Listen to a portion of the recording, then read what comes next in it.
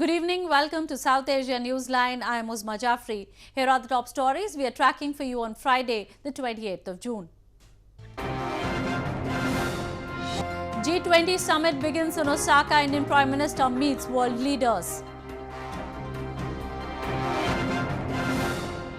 Activists in London highlight human rights violations in Balochistan. And NATO Chief says there is unique opportunity for peace in Afghanistan.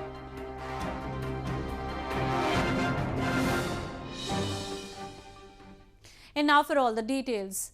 The two-day G20 Summit officially began in Japan's Osaka city on Friday. Indian Prime Minister Narendra Modi on the sidelines of the summit held meetings with several world leaders, including Russian President Vladimir Putin and Chinese President Xi Jinping.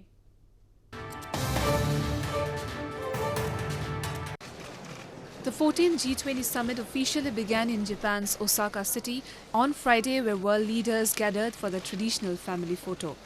19 countries and the European Union and several other special invitees are participating in the summit, which will see discussions on global economy, trade and investment, among others. Indian Prime Minister Narendra Modi on the sidelines of the G20 Summit held meetings with several world leaders, including Russian President Vladimir Putin and Chinese President Xi Jinping. The three leaders also sat for talks during an informal Russia-India-China meet and agreed that it is important to maintain a rules-based trading system, among others. अग्रणी अर्थव्यवस्थाओं के रूप में विश्व की आर्थिक, राजनीतिक और सुरक्षा की स्थिति पर हमारे बीच विचार विनिमय बहुत ही महत्वपूर्ण है। हमारी आज की यह त्रिपक्षीय मुलाकात प्रमुख वैश्विक मुद्दों पर चर्चा और समन्वय का एक उपयोगी माध्यम है। Earlier, Prime Minister Narendra Modi at an informal BRICS countries meet insisted on energy security for consistent global economic growth. Modi spoke about strengthening WTO, fighting protectionism, ensuring energy security and the need to work together to fight terrorism. He also held a bilateral meeting with US President Donald Trump, during which issues related to Iran and trade and defense relations were discussed. A terrorist was gunned down by security forces in an encounter in Budgam district of India's northern Jammu and Kashmir province on Friday. This comes after Indian security forces killed a terrorist in a similar gunfight in Pulwama district of the province on Wednesday. Security forces on Friday gunned down a terrorist in an encounter in Budgam district of India's northern Jammu and Kashmir province. The encounter broke out after a cordon and search operation was launched by security forces upon specific inputs about the presence of terrorists in Kralpura area in Budgam district. As the search operation was underway, the hiding terrorists fired at the search party. In the ensuing gunfight, one terrorist was killed, police said. Search operations were, however, still underway till the last reports came in.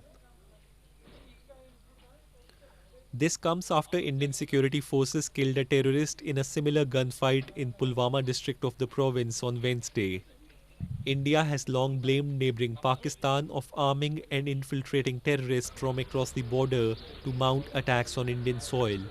Pakistan, however, denies the allegations. Moving on. Baloch activists recently held a demonstration in London to raise the issue of gross human rights violations by Pakistan and Iran in Balochistan.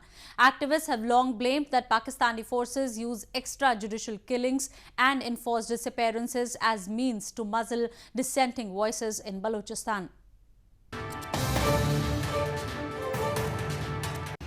The Free Balochistan movement organized a protest in front of the British Parliament earlier this week to highlight the Iranian and Pakistani state atrocities against the Baloch people. The protesters blamed that both Iran and Pakistan are involved in crimes against humanity in Balochistan and are promoting international terrorism in the name of religion. They highlighted that human rights defenders and political activists in Balochistan are regularly grappling with threats of extrajudicial killings and enforced disappearances.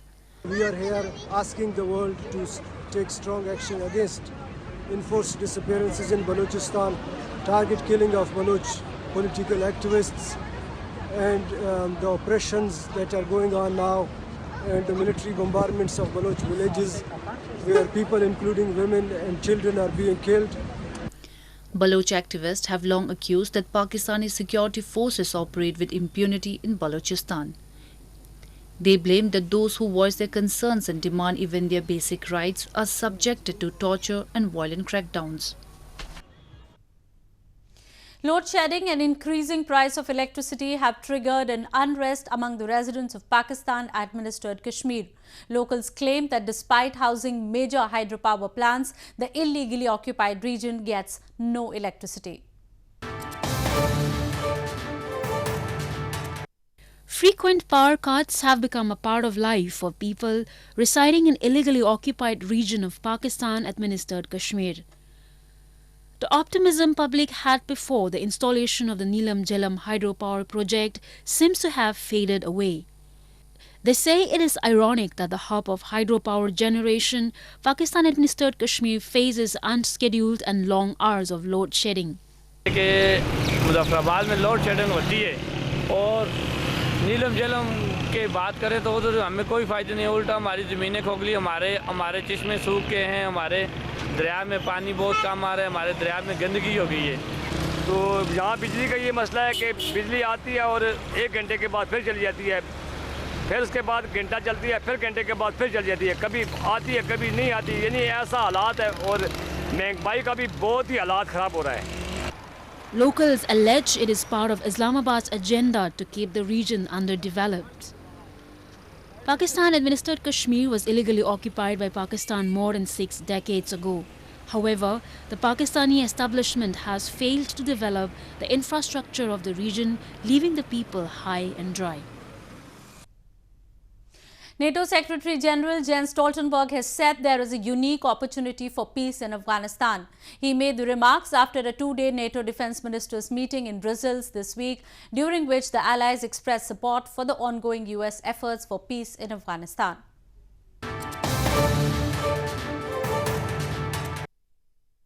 NATO Secretary General Jens Stoltenberg has said that there is a unique opportunity for peace in Afghanistan and that the alliance strongly supports the efforts for a peace deal in the near future. Speaking on the concluding day of the NATO defense ministers meeting on Thursday, Stoltenberg said that allies have recently generated forces for the next rotation and confirmed financial support for the Afghan security forces through the year 2024. During the 2-day meeting in Brussels, NATO member nations discussed issues like progress on burden sharing, the alliance's defense and deterrence posture, new technologies and NATO's mission in Afghanistan. While many challenges remain in Afghanistan, we now have a unique opportunity for peace. Allies fully support the efforts of the US Special Representative, Ambassador Khalilzad, to achieve a political settlement. This comes at a time when the US and Taliban negotiators are soon set to convene their 7th round of talks in Doha to end the stalemate. Earlier, US Secretary of State Mike Pompeo, during an unannounced visit to Kabul, had said that he hopes that Afghanistan will achieve a peace deal ahead of the presidential elections in September. Moving on to news from Nepal. The co-chair of the Nepal Communist Party or NCP, Pushpa Kamal Dahal, has reportedly been pushing for cabinet reshuffle. 8 NCP members had earlier joined Prime Minister KP Sharma Oli-led government based on Dahal's recommendation.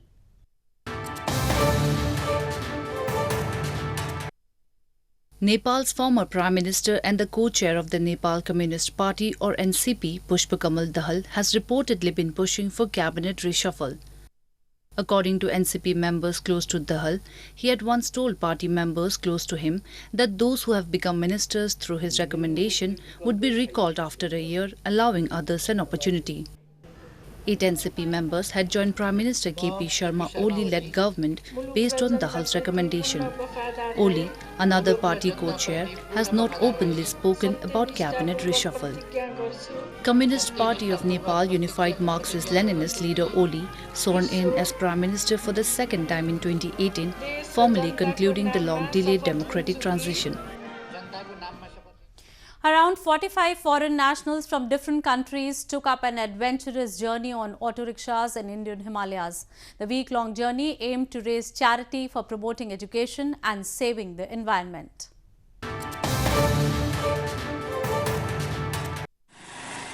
Around 45 foreign nationals from 15 different countries took up a unique adventure ride for charity by travelling from India's hill town of Leh to Shimla on auto rickshaws. The foreign nationals, divided in the teams of 3, took different routes to reach Shimla while facing a lot of challenges and adventures. The week-long journey, called the Rickshaw Run Himalaya, began on June 22nd and was expected to end on Friday. The journey has been beyond my expectations. Every day is an adventure and every day has been a different challenge. The scenery has been amazing. The heights that we've reached, the places that this machine has managed to go has just never ceased to surprise me. Cool Earth is a charity that is regenerating rainforests and planting trees around the world to combat climate change. So that is one part of it, and the other part is our own personal charity, which is a school in Uganda. The Rickshaw Run is being organised in India for the past 10 years now and aims to save the environment and provide charity to different schools across the globe. The journey crosses remote valleys and only seasonal passes between Leh and Shimla. Buddhist monks and nuns from Thailand had set on a month-long peace walk to promote and spread the message of peace, love and communal harmony last month. They concluded the peace walk this week in the mountainous desert town of Leh in India's northern Jammu and Kashmir province.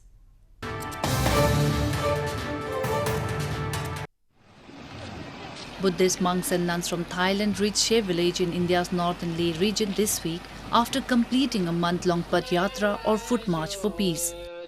The march was carried out to promote and spread the message of peace, love and communal harmony, as well as to divert global attention towards the revival of glory and resources in the Himalayan region. Hundreds of participants completed the month-long march and received a warm reception by locals, spiritual leaders upon their arrival. Very glad to inform our friends, peace-loving people, that this 4-path yatra by the venerable monks, nuns and lay people from Thailand, which they started 1.5 months before, after paying respects, praying in all the different Buddhist holy places in Bihar.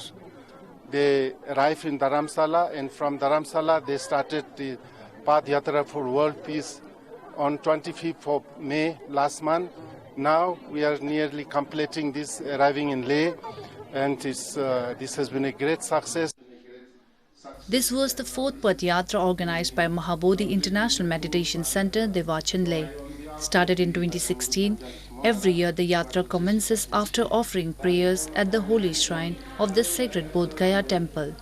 Leh is over 1242 miles away from Bodh Gaya, and walking monks and nuns took a stop at hill town of Dharamshala, where they sought blessings from Tibetan spiritual leader Dalai Lama. Well, that's the way it was in South Asia this evening. Before we conclude, the top stories once again. G20 Summit begins in Osaka. Indian Prime Minister meets world leaders. Activists in London highlight human rights violations in Balochistan. And NATO Chief says there is unique opportunity for peace in Afghanistan.